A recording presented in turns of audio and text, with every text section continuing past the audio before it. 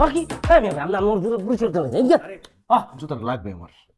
লাগবো মানে আজকে আমার একটা ইন্টারভিউ আছে।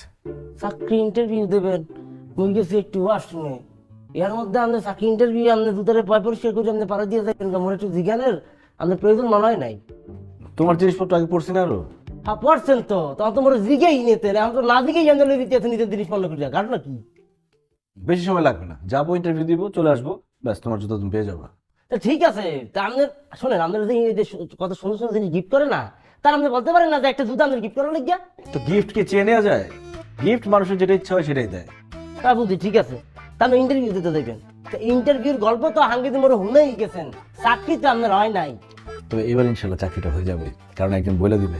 ওই রে ঠিক তাহলে আপনি নিতে পারেন পরে দেখা গেছে মুই যদি জুতা না দেই চাকরি আপনার হইবে না পরে অপরাধীতে মুই থাকবো মুই জুতা দেওয়ার ফলশ্রুতিতে তো যে আপনার চাকরিটা হয় তাহলে তো মুই বাঁচবো কারণ আমার চাকরি নিয়ে বেতন পাইবেন আর বেতন পাওয়ার পরে মোর বকেয়া যত ম্যাচ বিল খাওয়ানোর বিল আছে সবই তো দেবেন তাই না? নিয়ে যান সমস্যা নেই মোর উদ্ধার করেন।